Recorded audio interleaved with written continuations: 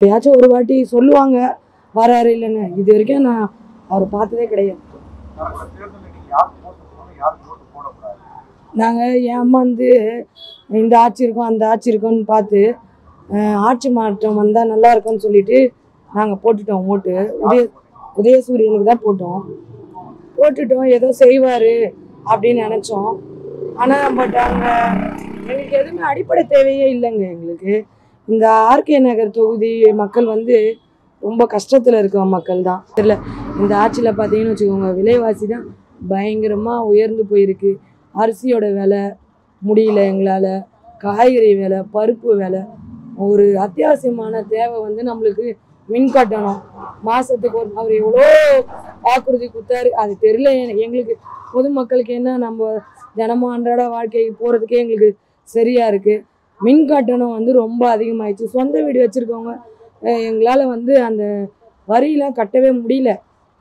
இந்த டைம் போனால் ஒரு வரி சொல்கிறாங்க, அடுத்த டைம் போனால் அதுக்கு அடுத்தது கொஞ்சம் எக்ஸஸாக போயிட்டே இருக்குது. எங்களால் எதுவுமே பண்ணவே முடியல.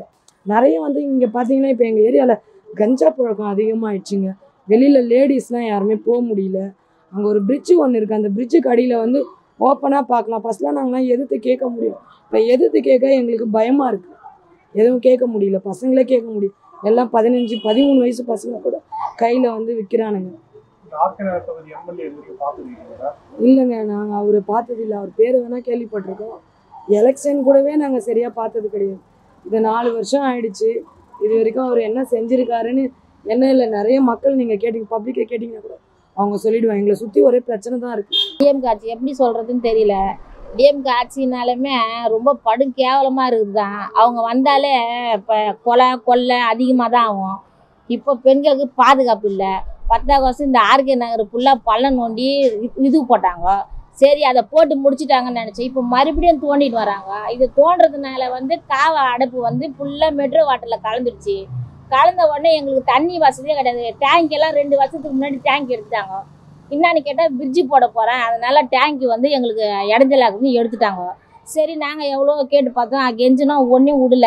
இதே இந்த சட்டமன்ற எம்எல்ஏ, இந்த தொகுதி எம்எல்ஏ வந்து பேசினார், உங்களுக்கு தண்ணி இல்லைன்னா உங்களுக்கு பாதுகாப்பாக பிரிட்ஜு வந்து அதுக்கப்புறம் நாங்கள் போட்டு தரேன்னாரு. சரி, நாங்கள் விட்டுட்டோம். இப்போ இந்த காவாவை தோண்டி சுத்தமாக தண்ணி இல்லை. மெட்ரோ வாட்டர் தண்ணி வந்து 1 மாதம் மேலே ஆகுது. பாதி வருது, பாதி பக்கம் உடச்சதுனால வரல. காவா தண்ணி கலந்து அந்த கிணறு தண்ணி கூட காவா தண்ணி நாத்தடிக்குது. இன்றைக்கி போய் நாங்கள் ஆஃபீஸில் போயிட்டு நாங்கள் கேட்குறோம், நாங்கள் இந்த மாதிரி தண்ணி வரலைங்க அப்படின்னு சொல்லிட்டு. இங்கெல்லாம் பேசலைம்மா, எம்எல்ஏக்கு ஃபோன் பண்ணி பேசுங்கம்மா. நாங்கள் எம்எல்ஏ போய் நாங்கள் எங்கே பார்க்குறது? போய் இதுக்குன்னு போய் நாங்கள் எம்எல்ஏ ஆஃபீஸில் போய் அவர் வருவார், நாங்கள் காத்து கிடக்கணுமா? சொல்லுங்கள். ஒரு நாள் ஒவ்வொரு பிரச்சனை. குப்பை வண்டி 10 நாளாக வரல. வீடு நாரின்னு கிடக்குது. ஒரு பக்கம் டெங்கு வருமா, ஒரு பக்கம் மலேரியா வருமா தெரியாது. காவா பக்கம் தூக்கி கொட்டலான்னு பார்த்தா கூட காவா பக்கம் கொட்டினாண்டு எங்களுக்கு தான் நாத்தடிக்குன்னு சொல்லி இங்கே இருந்து இன்றைக்கி நான் பிரிட்ஜு வரைக்கும் போய் கொட்டி வந்துக்கிறேன். இன்றைக்கி நான் குப்பையை நான் இன்னைக்கு வரக்கூடிய எலெக்ஷனுக்கா உண்மையாலுமே திமுக வந்து எங்கள் வீட்டாண்ட எலெக்ஷன் நின்னாலுமே நல்லா கேட்டு அனுப்புவேன். நான் ரொம்ப படு மோசமாக இருக்குது. இவங்களால எங்களுக்கு எந்த பயனும் கிடையாது. ஒரு குழி நோண்டுறாங்க, அந்த குழியை மூட மாட்டேன்றாங்க, அதை அப்படியே போட்டு வைக்கிறாங்க. அதனால வந்து சின்ன சின்ன குழந்தைங்களுக்கெல்லாம் பாதிப்பு ஏற்படுது. அப்புறம் நைட்டான அந்த கஞ்சா அடிக்கிற பசங்க வந்து ரொம்ப அமக்கலம் பண்ணுறானுங்க. ஒரு பெண்களுக்கு பாதுகாப்பு இல்லை. முக்கியமாக இந்த விஷயத்தினால பெண்களுக்கு பாதுகாப்பு இல்லை. இவங்க ஆட்சி வந்து சரி கிடையாது.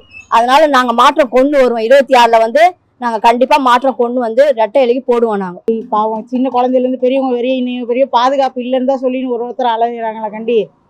மகளிர் பஸ்ஸு கொடுத்துருக்காருன்றாங்க. அந்த பஸ்ஸில் போனாலும் கேவலமாக பேசுகிறாங்க. ஒருத்தர் ஓசிக்கு கேட்டு அது மாதிரி பேசின்னு இருக்காங்களா கண்டி. மற்றபடி பாதுகாப்புன்றது இன்ன வரையும் கிடைக்கல.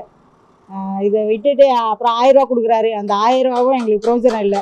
அதுக்கு மேற்கொண்டு நாங்கள் தான் எங்கள் காசெல்லாம் போட்டு நாங்கள் எல்லாத்தையுமே பண்ணின்னு இருக்கோம். ஒரு 10,000 எங்களுக்கு செலவு தான் அதிகமாகுது. சாப்பாடு செலவு, அரிசி விலை, பால் விலை, மளிகை பொருள் எல்லாமே ஏற்றிட்டாரு. கரண்ட் பில்லு, சொத்து வரியிலேருந்து எல்லாமே ஏறி இப்போ எங்களுக்கு வாழ்வாதாரமே பாதிக்குது. இந்த 1000 ரூபா தரதுல ஒரு பிரயோஜனமும் இல்லை. செய்திகளை உடனுக்குடன் தெரிந்து கொள்ள நமது அம்மா இணையதள தொலைக்காட்சியை சப்ஸ்கிரைப் செய்து அருகில் உள்ள பெல் ஐக்கானை